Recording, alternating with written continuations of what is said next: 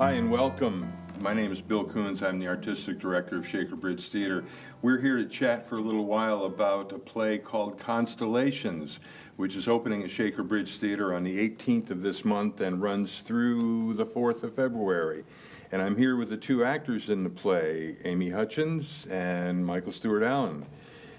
And we're going to talk about a play that by Nick Payne, incidentally, that I found extremely provocative the first time I read it and couldn't wait to get the chance to work on it, and I chose the two right people to do it with. So I just, to begin with, what have you two been doing most recently as actors?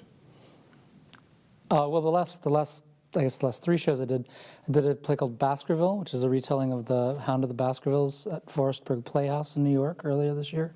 We played about 30 different characters. Ooh. And then then before that I did a play called Stalking the Boogeyman down in Florida Studio Theater. And before that I played John Proctor in The Crucible at Arkansas Rep. And so it's been a fun thing, and great to be here to work on this too. Yeah. Yeah. The last thing that I did was Knights of the Sales Office, a brand new dark office comedy at the Adirondack Theater Festival. Oh, yeah, it was okay. a brand new play, very physical comedy, but dark humor. Okay. It was very fun. Okay. What brought you up here to Siberia, New Hampshire? Not that different at this point. But why would you leave the comfort of Midtown to come all the way up to here? Gosh, aside, because it's beautiful up here. I mean, there's that. But the play itself is such an amazing piece, and to get to work on it with Amy, who we're married, and to be able to do it with someone that you're so close with anyway, and then to sort of re-explore the intimacy and the romance of the play, and it's just a great chance to work on a piece like this. Yeah. So I guess I don't have to ask you if you think you'll be able to get along with each other as actors. I think the hardest thing will be pretending that we're meeting for the first time. Yeah. Yeah, that's a given. Yeah. Well, how would either or both of you describe this play in a nutshell? Because it's not a typically structured play. Yeah, it's kind of like girl meets boy multiple times with multiple different outcomes.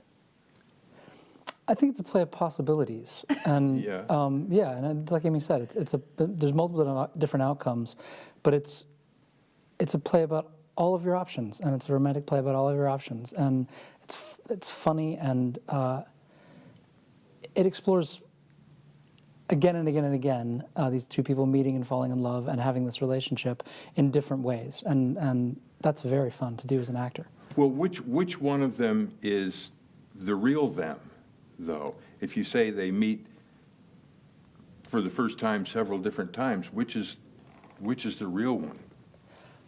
Well, I think there is a little bit of a through line, right? So the real one must be the one with the most successful outcome, because, where they meet and it doesn't work out, how do they continue to have a date night? How do they continue to, meet up and have this relationship? So I think the quote unquote real ones, or the one with the narrative through line, is the one with the successful outcome. Otherwise, because in some of the scenes, it looks like the relationship is not continuing. Yeah. So I think it would have to be, I don't know, what do you think? Well, I'm going to date myself here a little bit. I grew up reading these little books called Choose Your Own Adventure novels. I don't know if anybody remembers those. Oh, yeah. But there were these books that it was like, you would read into this point, and it's like you find yourself in this situation. Right. If you want to go into the house, go to page 68. If you want to go into the yard, go to page 75. And sometimes you go to page 75 and it's like, and you're dead. Or you go to 75. But it's sort of like, I think it's going to be that way in a little bit for the audience. That's a unique experience of watching this play too, is that you get to decide which one is the real for you, which one of the scenarios identifies with your personal situation. I think that the audience each will have a different argument about which one is the real one of us, hopefully. Anyway. And then there's also the possibility, especially given what prompted him to write this play, that they're all the real one. Absolutely. Exactly. Because this play is, not to frighten anyone, but one of the impulses for him writing this play was his interest in quantum physics and string theory, which posits that there are an infinite number of universes going on simultaneously in which we exist. So at this very moment in some other universe, I am sitting here at this table, but I don't know what to say next, and I'm stumbling. Yeah. As opposed to right here where I'm stumbling. But does someone, you mentioned how the audience respond, does an audience member have to understand about quantum physics Absolutely to get not. into this play? No way. No, I know nothing about quantum physics, and I'm playing a quantum physicist. But it really, that's not what it's about. It's about relationships, and it's about love, and it's about. It's a kind of about everything. It packs so much into 70 minutes that, but yeah, you don't need to know anything about physics. And in fact, there is a tiny little moment where there's a bit of an explainer in the most basic language, which I was thankful for. Yeah. And what did the New York Times call it? They called it the most intelligent date night play on that's been on Broadway. Yeah. Something like that. Right. And then that's what it is. It's a romantic comedy, and well, not comedy. You're gonna laugh. You're gonna You're gonna be moved. hopefully it'll be Yeah. a little bit of everything. Hopefully not confused. Hopefully not confused. Or not confused for long. Yeah. Because the narrative structure, like you guys have been saying, is very atypical. In other words, we have 5 scenes where they first meet, and each one of them is completely different. Yeah. Yes. But the idea isn't to jerk the audience around or to mess with their comprehension. It's a way to bring them along with these two people all the way through this thing. Yeah, I think each scene you get to see a different side of each of these two people, and that sort of hopefully endears the audience more to us and involves the audience in the story more rather than less. Right. But it's not a typical narrative storyline, not at all. linear storyline. Yeah. But it's very fun. Yeah, I've seen some plays where obviously the author's intent is to jerk the audience around and to make them feel stupid. I hate hate those plays. But this isn't that at all. I mean, for me, I think the big thing about this is that in all of these different circumstances, because one of the ideas about string theory and theories of quantum physics is that there are multiple universes, multiverses. And for me, the idea of watching these two people go through different things in different ways simultaneously, what it does is it gives us an incredible appreciation for the present and for how important it is to value the moment you're in, whatever moment that is. Yeah, that's great. That's a great way to describe it. So I don't know, you don't have to understand anything about physics, because No, I certainly don't. I wouldn't have gotten through page 3 of this play if that were necessary. Somewhere in a multiverse somewhere else, there's a me sitting there in a high school physics class and not failing it. Yeah, that's an encouraging thought, isn't it? Yeah, I know. I'm the same way. But the thing that really made him write this, he was influenced by a documentary about quantum physics, and he was also influenced by some films he saw about beekeeping. We'll get to that in a second. But I think the real reason he's talked about this that prompted him to write this play was that within a year, and he's a young man, he's in his, mid to late 30s Yeah, he's not. now, I think. He's not old. Within a year, his father died, and he got married. Those two things happened, and they were both enormously weighty and deep experiences for him, and that was the genesis of writing this play. And I think quantum physics gave him a structure to use. Mm-hmm. Yeah. So tell me about your two characters, Marianne and Roland. Marianne is a theoretical early universe cosmologist. Just rolls off her tongue like she understands what that is. But she's also just, a girl. A woman. She went to Cambridge University, and in the first scene, she's at a barbecue and she's trying to pick up a cute guy. I guess that's me. I don't know. She also has an interesting sense of humor. Yes, she does. The text Yes, she kind of does. reveals that she's, I don't know, socially awkward at times, and says the wrong Absolutely. thing sometimes. Yes, and these people are both loners, really.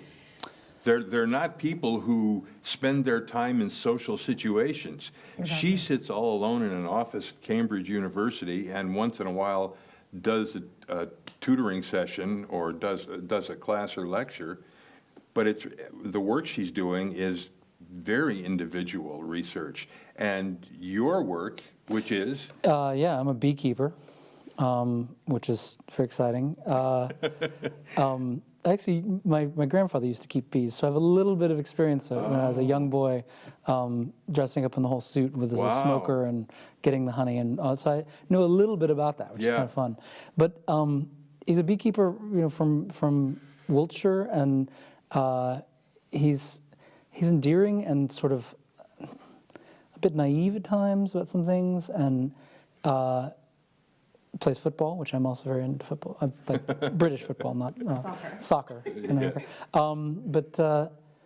Yeah, I think the two characters, you couldn't have two more different people Yes. meet and fall in love with each other and, Right. and develop this relationship. And that, again, I think that's what's so exciting about the play too, is that you see the possibility of finding this person that is a astrophysicist and a beekeeper. They get Right. together, and Right. it legitimizes that somehow. It's great. Yeah, yeah. Interesting professions to pick. Do you remember the first time, either of you, the first time you read this play I do. and what you thought about it? Yeah, I do. Yeah, I was reading it. I think I was on a film set waiting. Yeah. And I was like, well, this is a great time to read this. Yeah. And so I read the whole thing. It's really not a long play. And I was so moved reading it. I was just so moved. And I thought, wow, this is a great, great play. And what a great opportunity, to get to do this with my husband. So Yeah. Yeah. I was really moved by Yeah, it. Yeah, and it's I was doing The Crucible out at Arkansas Rep, and the actor playing Reverend Hale in that production was getting ready his next production was a production of this play, and we were talking about it, and he said, I'll send you a copy of it, and he emailed me the copy, and I read it, and just loved it, and sent it on to Amy and passed it on to Amy and said, we should look for opportunities to do this if we can, and we're and lucky then enough I to peeked do it. around the door. Come with me. So it's great. So Yeah. This is going to be a lot of fun working on this play, and I hope audiences are really, really, really going to like it. Nick Payne, I first heard about this when I read reviews about it in, I don't think, New York Magazine or something like that. I was familiar with his earlier play, which is called If There Is, I Haven't Found It Yet, which is a wonderful play, much different than this one. And so when I saw his name, I said, well, I remember Nick Payne. So I read the review, and this sounds really interesting, because it was in New York in 2015, so 2 years Yeah. ago. And it was in London 2 years before that. It was a huge hit in both places. So I read it, and the review's fascinating, so I ordered the script and read it, and I had the same thing you did. I was, at the end of it, it was like, I can't believe what I've just been through. Mm-hmm. I mean, it takes you to such amazing places. It's a great, great, great play, and I don't think the structure will be confusing to people. I have another question. It's not about the play. I'm always curious about this with actors, and again, this is the first time I've worked with either of you. Amy was here at Shaker Bridge before, but I wasn't directing that piece. So I'm really interested. What got you into the theater? Because everybody's got an interesting story about how this happened. You want to go first? It's I'm a bit embarrassed to say that I think it was girls that got me into the theater.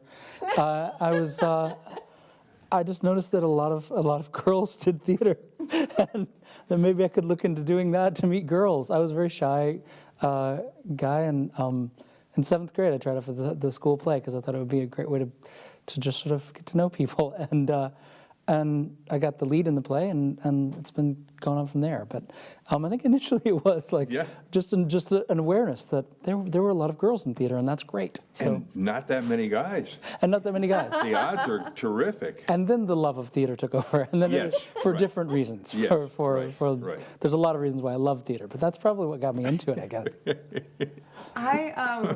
I always liked playing make-believe. I always liked the idea of acting, even though I had no idea really what it was. But when I was in 1st grade, there was a school play. It was a mixed production of like 1st and 2nd graders. It was a Christmas play, and I was not asked to be a part of it. But I had to sit in rehearsals every day and watch them rehearse. Not every student was picked in 1st and 2nd grade to be in this play. So I sat there and I was just like, I knew every line. I was like, it was just tearing me apart. Like, I mean, I got to sing in the chorus, we sang some Christmas songs, Right. but I knew everything. I knew the whole play. And so I heard that the boy who was playing the narrator, Kenny, I can't remember his last name, he got the chicken pox. And I overheard 2 teachers talking about it. And I literally was eavesdropping, and I went right up to them and I said, I'm so sorry about Kenny. I know all of the lines. I can be the narrator. So they were like, oh, well, okay, sure. I mean, it was literally like the next day. So they wrote them out on cards. And I was like, I know the lines. They're like, that was a 1st grader, so I had to have index cards. And they were like, you have to carry the cards. And I was like, I know the lines. So I purposefully left the cards and went up and started the play, because the narrator starts the play. And I remember being in the auditorium of my elementary school, and I remember they had that big spotlight that changed colors, Right. And I just remember it hitting my face. I remember seeing the whole audience of parents in the fold-up chairs, and I remember thinking, I've got this. I just totally, and that was it. And then anytime there was a play, I was like, I want to be in it, and I was like Mrs. Cratchit in 4th grade, and then high school, but it was literally because I was denied it that I wanted it so much. But anyway, there we go. Out of stubbornness, I suppose. Yeah. So for you, it's a passion, it's a love. For you, it's a power trip. When it comes Something like that. No, it turned into an art form. But yeah. I got in to meet girls like Amy, so that's There you go. that's the deal. So, Worked out for you. yeah, so it's good. What do you hope that audiences will take away from or experience in this production? I hope they laugh a little bit. I hope they're moved a little bit. What do you think? I did a play called Doubt a few years ago, Oh, yeah. and the audience left the theater discussing and talking, and I would go to cafes afterwards, like in the town that I was doing it, and people would stop me and they would want to talk about the play, and I, if anything, I want the audience to leave here talking about the possibilities of their life. Yes. And what's next, and like you said, living in the moment, like that, Right. the importance of that, and I think theater should inspire conversation, inspire thought, inspire feeling and emotion, and that's what I always strive for, but especially with this play. Right, right. And it's like, who hasn't wished or who hasn't wondered, 3 years ago when that thing happened, I wonder what would have happened if I'd said this instead of what I said. Absolutely. I mean, that's something I think that we all share. So this is going to be a really interesting and a really great experience for everyone in the audience. We hope you'll be one of them. Thanks. Bye-bye.